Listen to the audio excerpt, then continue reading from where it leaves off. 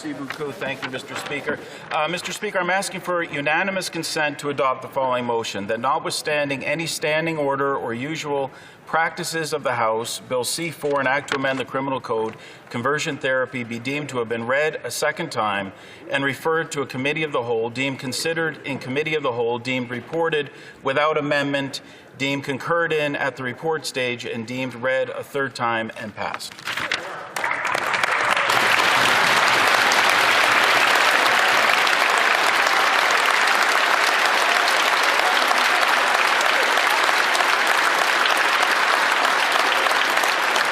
This being a hybrid sitting of the House, for the sake of clarity, I will only ask those who are opposed to the request to express their disagreement.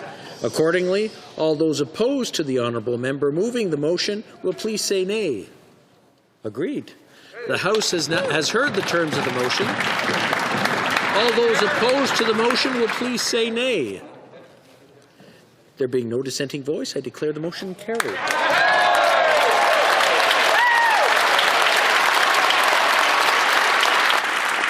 Third reading of the bill, troisième lecture de ce projet de loi.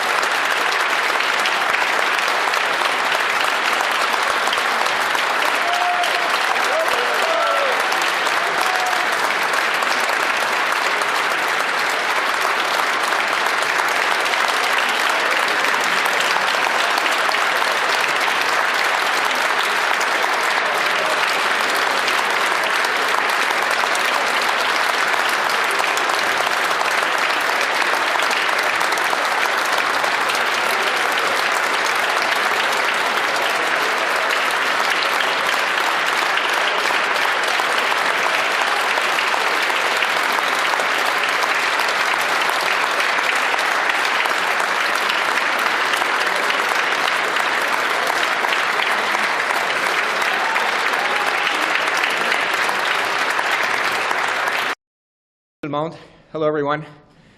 C'est une journée fantastique. It's a fantastic day. As you just saw, we had unanimous consent to pass C3 in the House, all readings, all committee, and it's now in front of the Senate. Comme vous avez vu, on a eu le consentement unanime pour le projet de loi C3 qui va maintenant devant le Sénat. Évidemment, nous sommes très contents. J'aimerais remercier mes collègues. J'aimerais remercier Bardish Jagger. J'aimerais remercier Marcy Ian, deux collègues qui ont mis beaucoup de travail là-dessus. Évidemment, Randy Boissonnault, qui a vraiment... Il a mis l'enjeu sur vraiment le plan du gouvernement il y a quelques années. Rob Oliphant, who is his, I don't want to call Rob our senior statesman, but in many ways he is. Pascale and Seamus, all colleagues who put a great deal of work and time into this bill. It's an important day for Canadians. It's an important day to be who you are. It's an important day to love who you want to love. And it's an important day to express yourself and to understand yourself the way you are and the way you want to be. Étiez-vous surpris que les conservateurs fassent ça? Il y avait des échos. Il y avait des échos. Mais l'important, c'est qu'on a eu le consentement unanime. À comparer à ce qu'ils ont fait dans le dernier Parlement. Je ne vais pas parler du passé. On va parler d'un avenir qui est beaucoup plus positif, un avenir qui est beaucoup plus juste, un avenir qui est beaucoup plus inclusif. Ça, c'est l'important. Ça, c'est l'important. Ce qui s'est produit au passé, je m'en fous, pour vrai dire.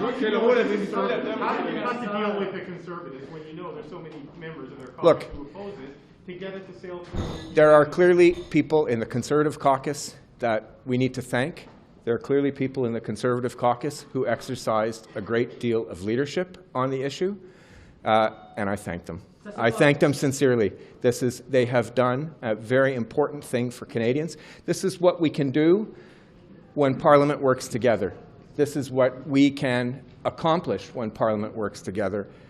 And if we can now work hard to get this through the Senate quickly, less Canadians are going to suffer. Less Canadians are going to be tortured. I can't put it any more simply than that. I thank those members of the Conservative Caucus. I thank Randall Garrison in the NDP Caucus. I thank Rial in the Bloc Caucus.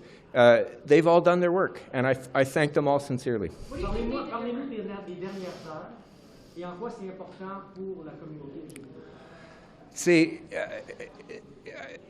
Il y avait évidemment de leadership qui a été exercé dans le caucus du Parti conservateur, et je remercie mes collègues de l'autre parti. Il y avait le leadership de Randall Garrison et Réal Fortin là-dessus, et je les remercie. Je remercie les membres de mon caucus, je remercie les leaders de chaque parti. C'est très important, et c'est ce qu'on peut accomplir quand on travaille ensemble.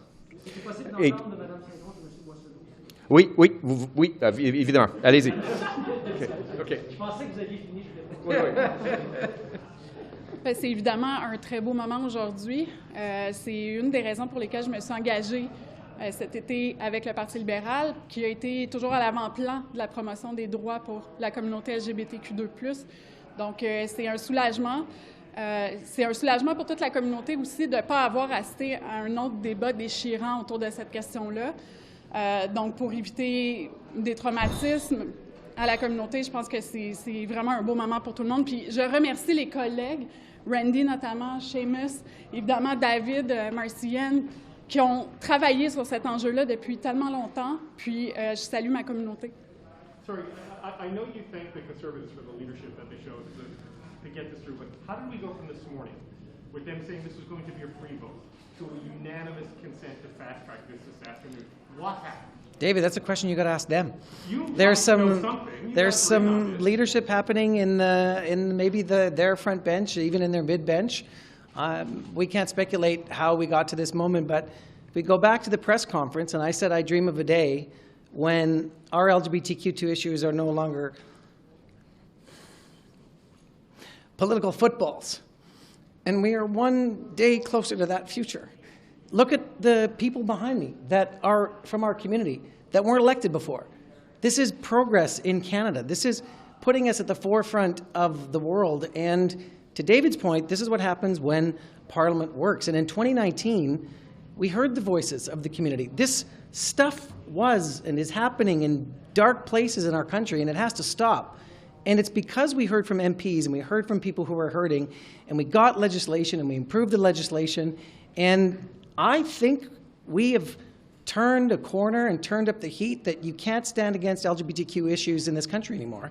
Et pour moi, c'est une grande journée. C'est une journée de force, c'est une journée que les gens vont se souvenir parce qu'on a démontré qu'un Parlement minoritaire peut fonctionner pour protéger les droits de la personne de tous les Canadiens et Canadiennes. Et pour moi, c'est une journée que je vais me souvenir dès la journée que j'ai 90 ans. What does it tell you about the fact that this was moved in a way that didn't require a recorded vote? Do you read anything into that? What do you think of that? I think political people in this country do not want to be on the record anymore opposing LGBTQ2 issues because they're fundamental human rights. And we said that we wanted people to be on the right side of history of this issue. Nobody can consent to torture. And so I think that message got drilled home by leaders in the Conservative Party.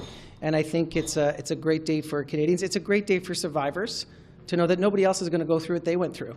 And I know that Minister O'Regan has said some very powerful things in our own caucus about what this means.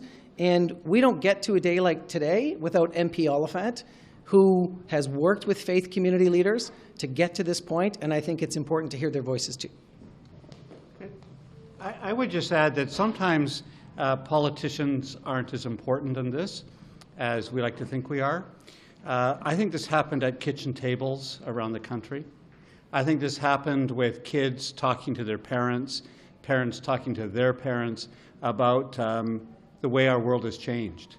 And I think at this point, the Conservative Party has recognized that people in their ridings have new minds on this issue.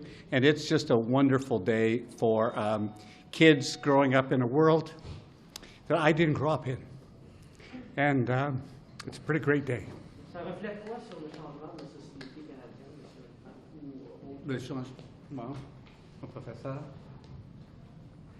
La question encore? Qu'est-ce que the question again? Qu'est-ce que ça reflète sur le changement que vous voyez de la société canadienne?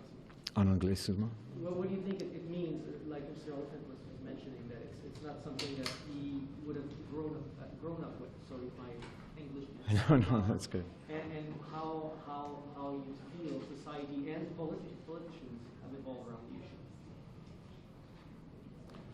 I think it's happened within Rob's lifetime. It's happened within my lifetime. And it's extraordinary when you see it happen before you, when you know what it is to be stifled and to be shamed, and then on a day like today, to be celebrated. That is an extraordinary thing. It makes you vigilant, because when you see a right bestowed, you know a right can be taken away. But I'm not going to get into that now, because today is a very good day. Well, you never know when you come into work in this place what to expect. We didn't see this, but I'm delighted for it. And as my colleague said, there are many people to thank. I have a sneaky suspicion that my friend Michelle Rampel-Gardner may have had a role in it. That's based purely on track record and things that she has said, and a moment that we shared in the House today. How are you going to celebrate this tonight? Holy cow. There was a time I would know exactly how to answer that question, but not anymore. I don't know. We'll have to, I don't know, rent a room? I don't know. Very well. Yeah, we will celebrate very well. I would add, today is World AIDS Day.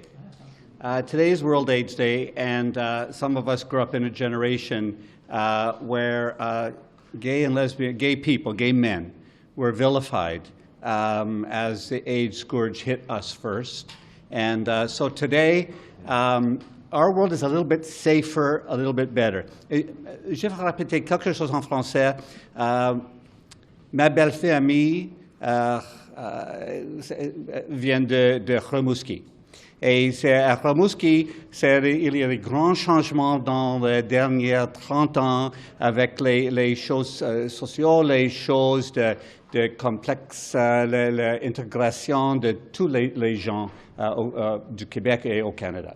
Je pense que ça a commencé peut-être au Québec avec les grandes libéralisations, c'est un mot, pour faire quelque chose de différent pour tous les Canadiens et Canadiennes. Je pense que c'est nécessaire de répéter, ma belle famille est un exemple d'un grand changement pour tous les Canadiens. Do you have just one final question? Do you have any sense from the Senate how quickly they might consider it? I mean, this moved at lightning speed today. Mr. Lametti, do we have a sense from the Senate? Because that's where things kind of gummed up. I had a discussion with Senator Cormier, who is going to lead this discussion in the Senate, as well as Senate Leader Gold.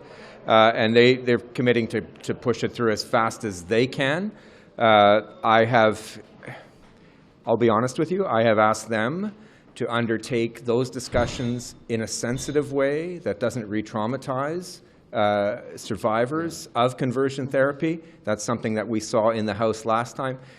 And that's something I'm really grateful for this time. We're all fighting back tears today, so forgive me. But this is something that we saw last time. Survivors had a very tough time testifying in front of the House of Commons committee. So I'm really happy that they don't have to do it again. And I do hope that the Senate will show the same degree of sensitivity. And again, I want to thank all the parties today, and particularly the Conservative Party, for showing leadership. Monsieur Lametti, vous êtes le gardien de la Charte des droits et libertés. Qu'est-ce que ça représente pour vous cette journée particulièrement, comme gardien de la Charte des droits et libertés? C'est difficile à m'exprimer là-dessus. C'est très important de voir la validation, l'épanouissement des droits d'une partie de notre société qu'on comprend de plus en plus. Et donc, très, très important pour moi. C'est vraiment une journée clé pour le Canada et pour démontrer un leadership aussi au sein du monde. Le monde nous regarde et on a vraiment saisi le défi et on va de l'avant. Merci beaucoup. Merci. Merci.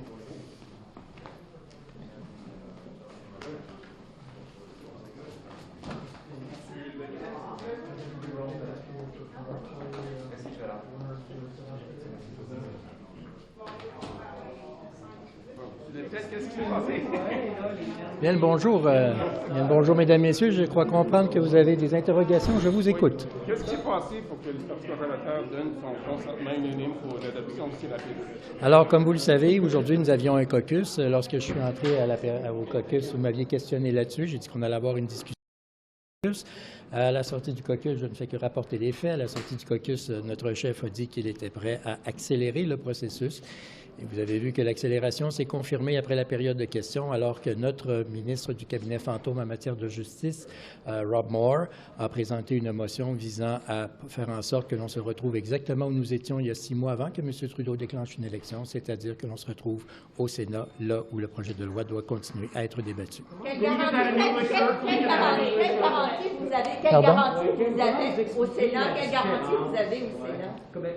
Oui, mais comment vous expliquez la différence entre il y a 6 mois, quand il y a eu une soixantaine de députés qui ont voté contre, et là, cette fois-ci, il y a l'unanimité. Qu'est-ce qui s'est passé pour avoir ce changement d'attitude-là chez vous? 2 éléments. Tout d'abord, concernant le Sénat est autonome de ses décisions. Je vais laisser mes collègues commenter à cet effet-là. Dans un second temps, qu'est-ce qui s'est passé? Bien, écoutez, quiconque avait des choses à dire sur ce projet de loi a eu l'occasion de le dire. Et pas une fois, pas 2 fois, 3 fois. Rappelons-nous que ce gouvernement-là a voulu utiliser une loi pour s'attaquer à ce problème qui existe, et il l'a fait en trois étapes. Il y a 2 ans, presque jour pour jour, il déposait la première mouture de ce projet de loi qui, comme on le sait, est tombé dans les limbes lorsque M. Trudeau a décidé de proroger le travail parlementaire il y a un peu plus d'1 an. Il est arrivé la 2e proposition, et comme on le sait, il a attendu jusqu'à la dernière. Ben oui, mais c'est parce que. Laissez-moi juste expliquer, vous aurez l'occasion de conclure, parce que c'est pas tombé c'est pas sorti d'une boîte de Cracker Jack, cette histoire-là, c'est pas tombé du ciel, là. À 3 reprises, le gouvernement Trudeau a présenté cette législation-là, et souvenons-nous qu'à la dernière tentative, juste avant les élections, il avait tardé des semaines et des semaines, voire des mois, avant d'appeler le projet de loi pour qu'il soit débattu. Résultat, il a été débattu en mai-juin, juste à la porte des élections, juste à la porte de la fin du travail parlementaire, faisant en sorte que le projet de loi, ça allait tomber au Sénat, mais déclenchant des élections, il fallait recommencer le processus à zéro. Donc, ceux qui avaient des choses à dire ont pu le dire à ce moment-là, et nous estimions qu'il fallait maintenant le remettre là où il était il y a 6 mois, c'est-à-dire au Sénat. So can you explain to us in English, sir, how we got from your leader talking about a free vote this morning on this to its fast tracking? And we know there are some opponents of this in the party. How did we get to the point where it's Okay, so as you know, we have a caucus today. As you know, when I was entering in the caucus, I said that we will have a discussion on the caucus, which is quite normal when a bill is tabled. It's nothing new that I'm telling you right now. You know, it's just a process. We have discussion in the caucus. When we left the caucus, the leader at the press conference saying that we are open to accelerate the process, and you have seen what accelerate means. Just after QP, our Shadow Cabinet Minister, the Honourable Rob Moore, did, by the way, a tremendous job during all those years addressing this very delicate issue, and he tabled a motion to put the bill where it was 6 months ago before the Prime Minister called the unnecessary election. So things are moving up. People who had to say a few things about that, those who have to say something about that said that in the last month. So now it's time to move forward, and it's in the end of the Senate, which is exactly what could have been done 6 months ago if the Prime Minister didn't call an unnecessary election. Whose idea was this? We've seen Michelle Garner credited by the Liberals, perhaps. Like, was there a specific idea, was there a specific member that raised this with the leadership team and said, we should do this motion, that we need to get this done? Well, obviously, this decision has been produced and been made in motion by the caucus, at the caucus, and we, as a team, work as a team player. So the leader said just after the caucus that we are ready to accelerate, and accelerate means tabling a motion. That's exactly what our Shadow Cabinet Minister has done a few minutes ago with the success that you have seen. Will you accelerate it at the Senate as well? Well, we will see. The Senate is independent of their Senate is the Senate. So, like I said to Mme Linadib a few minutes ago, Senate is the Senate, so I will let Senator talk about that. Quand vous étiez au caucus tout à l'heure, je pouvais avoir une vraie question, une vraie réponse. Oui, excusez-moi, madame. Excusez-moi. Quand vous étiez au caucus tout à l'heure, vous y étiez avec vos collègues sénateurs. est-ce que vous avez une quelconque garantie de la part des sénateurs? Parce qu'on sait ce qui s'est passé la dernière fois. Vous savez très bien, Mme Linadib, j'accueille avec plaisir votre question, mais vous savez très bien que je ne peux pas vous dire ce qui se passe à l'intérieur du caucus. Alors, c'est pas que je ne veux pas répondre à votre question, mais vous posez une question sur ce qui se passe au caucus, vous savez très bien que vous me demanderez. Ce que je vous dis, je vous répète, c'est que ce qui se passe au caucus reste au caucus. Vous avez des choses par rapport au Sénat. J'ai de vaillants collègues qui seront prêts à répondre à ça. Du virage conservateur vers le centre? Bien, ce que l'on constate aussi, c'est que le débat a eu lieu et le débat se poursuit maintenant au Sénat. C'est ça la réalité des faits. Ceux qui avaient des choses à dire ont eu l'occasion de le dire. La réalité, c'est qu'aujourd'hui, pour nous, il fallait aller de l'avant par rapport à ça. Et je tiens à vous le répéter. Je vous l'ai dit ce matin avec le masque dans la face, puis il faisait froid, je reconnais tout ça, mais je tiens à le répéter. Aucun conservateur est en faveur de la thérapie de conversion. Aucun. Des heures et des heures de discours en chambre, jamais quelqu'un a dit « oui, on est pour ça, la thérapie de conversion ». C'est faux. Tous les conservateurs sont contre la thérapie de conversion. Certains avaient des préoccupations par rapport à la rédaction du projet de loi. Ces éléments-là ont été mis de l'avant au cours des discours précédents. Maintenant, on remet le projet de loi là où il était avant que M. Trudeau déclenche des élections inutiles. Avec le résultat suivant, nous avons maintenant le Sénat dans les mains. Donc pourquoi le remettre là maintenant? Bien, c'est parce que c'est qui l'a mis là? C'est le gouvernement qui l'a mis là. But, Mr. Deltell, there's a whole new section in this bill. It's different legislation than the legislation that was sent to the Senate 6 months ago. So it's not quite the same thing. We're not right back to where we are. It's actually been changed and enhanced in a way that some people have expressed some concern with. So can you walk me through this? Like, was there pressure put on people? Well, obviously it's not exactly the same thing, but it's in the main spirit is there.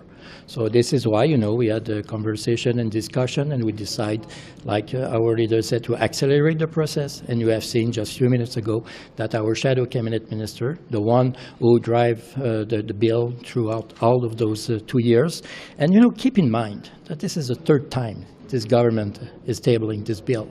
So I think it's time to move forward, and we are here where we were 6 months ago before the Prime Minister called the shot. My last question, please. Only a few months ago, 62 of your members, many of whom voiced concerns with the definition of the bill, the way it was written, voted against it.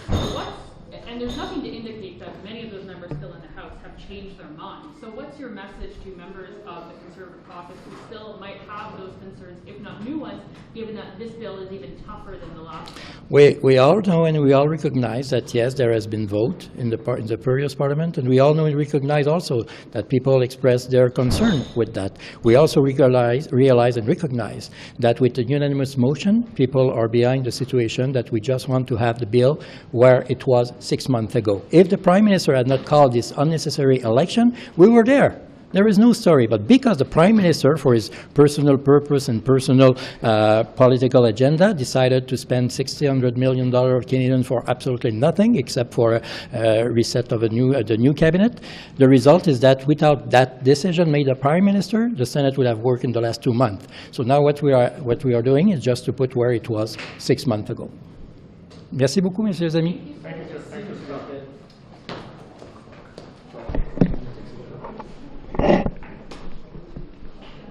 Mr. Holland, was it deal-making here, or was it a surprise to you? Today is a good day for Canadian democracy. I think it demonstrates the power of working together collaboratively.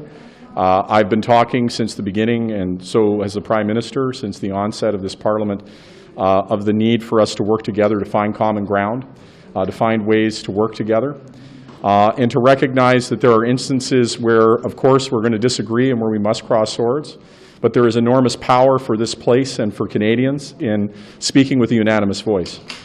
Today, for LGBTQ2 youth and LGBTQ2 individuals across the country, a powerful unanimous message was sent by this chamber. It's okay to be exactly who you are. Nobody should try to change who you are. And this place, this incredible place, sends that as a unified message across the country. So I'm ecstatic today that the conversations that we've been able to have with one another to work to try to find common ground has got us to this place. I'm buoyed by that. I'm buoyed by the conversations that we've had in relation to C2 and C3 as well. I think it's a demonstration that when the chips are down for Canadians, when they need things to get done, that we can work together and we can get those things done in a way that benefits all Canadians. So did you wake up knowing this was going to happen today? I wake up every morning as an optimistic person. Oh, that's not good. And as an optimistic person, I can say that the conversations have been incredibly positive on COVID benefits, on making sure that we protect medical sites. We've had really good conversations around paid sick leave, and those conversations are happening every day. One of the things that I've been saying is that long before this Parliament came to sit, that we've been having conversations and we've been working with one another. That cooperation sometimes takes time, requires some patience, but when you take that time to work with one another, you can get results like what we see today, and I think this is possible in other aspects. How do you think Mr. O'Toole was able to get his caucus to agree to unanimous consent here, given that he was talking about a free vote and we've seen all of them vote against it in the past? What I think, this was the right thing to do, and I think that if we can start from places of logic and reason, places where common sense can prevail, that we can get to a place of unanimity on some of these issues. And I want to say that wherever possible, certainly that's my objective, is to find a unanimous ground. Mr. Polyev was here not that long ago speaking about C2, the other bit of legislation, and he had a list of 4 demands. Has he shared those with you? Are these things that the Liberals are prepared to accept to get the pandemic benefits passed? I know the Prime Minister and the opposition leader. I know that the Finance Minister, the Deputy Prime Minister, and the Finance critic, as well as my counterpart within the Conservative Party, continue to talk on C2. And we believe these benefits are absolutely essential for Canadians. With the new variant, with the Omicron variant, this is still very much in a pandemic, and there are still businesses that are hurting as a result of this situation and need support. So I'm trying to find common ground wherever it can be found to move forward together. I think it would be a powerful statement to be able to say as a united Parliament that we stand shoulder to shoulder behind Canadians who are being affected by this pandemic. Quelles sont maintenant que ceci peut passer, quelles sont vos chances, comment vous évaluez vos chances de faire passer les 3 autres où vous étiez premiers avant elle? Je suis vraiment optimistique que ça c'est possible d'adopter des autres projets de loi concernant l'aide financière pour des personnes qui sont impactées par le COVID-19 et aussi pour le congé de maladie pour les personnes qui sont malades et aussi de protéger les sites médicaux. Alors, les conversations, ça continue, mais j'ai beaucoup d'optimisme. When did you know this was going to happen? I'm sorry? When did you know this was going to happen? I think that the conversations are constantly evolving. I never take anything for granted, and until something happens, it doesn't happen. So that's the reality of negotiations, is that they're an ongoing and continuing process. J'ai beaucoup de conversations avec, pas juste avec le Parti conservateur, mais avec des autres partis aussi, avec de rendre interdit la thérapie de conversion, mais ça continue. Aujourd'hui, oui, mais pour toutes les autres journées aussi. Last question. OK, thank you so much. Thanks, Paul.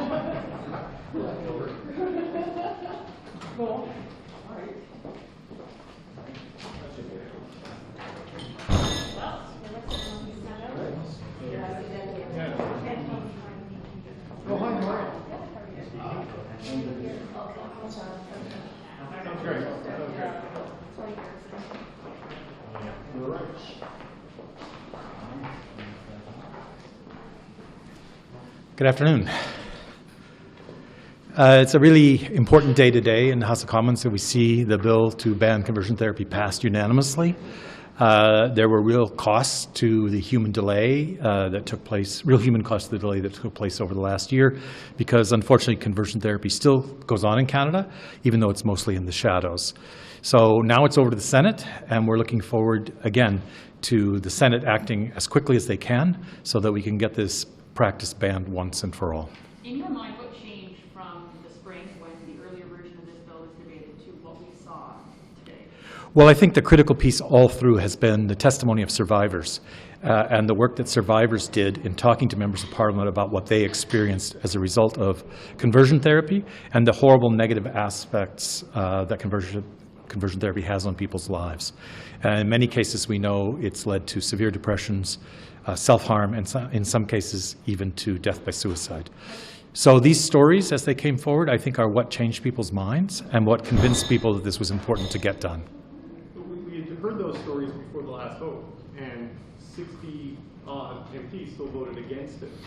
So, you know, is that really the reason, or was another election where it became another issue, and no, the political climate around this issue has moved substantially, perhaps? Well, my focus today is on being happy that it was unanimous today and that it is moving forward to the Senate. And again, it's important that it get dealt with quickly in the Senate so that we don't have any more delays. And I know I'm here with my colleague Blake, and Blake wants to talk a little bit, I think, about the cost of that delay. Thank you, Randall. And the cost of this delay, especially coming from the previous Parliament, is massive. You know, I know people not only in my district of Edmonton-Griesbach, but across Canada, particularly young people and students who had to undergo conversion therapy this summer. There's real cost to delay on this, so we're encouraging folks to continue to support this. And I'm encouraged of what happened today. The unanimous consent for something like this is encouraging to me, especially in my first few weeks in Parliament, that this place can work and it can get things done. And it's encouraging to know that more young people's lives won't be put at risk, but urgency is needed. So is there anything left? Are you totally satisfied with everything in this bill, or would you like some changes to be made in the Senate? Does part of it need to be strengthened? Does something need to be dropped? Like, can you speak more to like what maybe needs to happen with legislation? Or are you completely happy with all of it? Well, I really do think that the testimonies of survivors and the testimonies of people who came forward in the last session of debate on this really encouraged the stronger version we have now. So I'm encouraged by the unanimous consent we have on this stronger version, and happy that there was lessons learned and that much of that work by survivors wasn't taken for granted, because we don't want to re-traumatize anyone in this. And I'm really happy that my colleagues across all benches have agreed on this, and it's unanimous. So it's a happy day for, I think, myself and many folks in the 2S LGBTQI community. Thank you. Mr. Garrison, we're told that you, Michelle Rempel-Garner, and your colleagues of the Liberals were instrumental in sort of getting to this compromise. Can you give us a little bit of insight into how these negotiations were when you knew this was coming and what got it through? Well, the Democrats started working on this in 2015, and I want to give some credit to Sherry Benson, former NDP MP for Saskatoon West, who first put this forward to the Liberals. And the first time we talked to the Liberals, they said this was a matter of provincial jurisdiction. And it was only in the 2019 election campaign where they suddenly pivoted and said that they would then put forward a ban. And in 2019, they included it in the instructions to the Minister of Justice. So this has been building for a long time.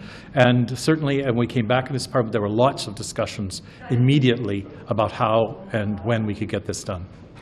Did you know this was going to happen? I've been working this week with members in all parties to try and make sure it did happen. So I'm still going to say happy rather than surprised. And again, it's overdue. Right? It's overdue. It's a great day for the House of Commons that we did this today, but there are still people who are being subjected to conversion therapy. There are still transgender people and non-binary people who are being subjected to what's supposed to be therapy and trying to talk them out of who they are. And so this needs to stop now. And as I said at the beginning, we're looking forward to the Senate acting expeditiously. Given that this was by unanimous consent in the House, it should be a powerful incentive for them to deal with it immediately. If there are no questions, thanks very much. Thanks.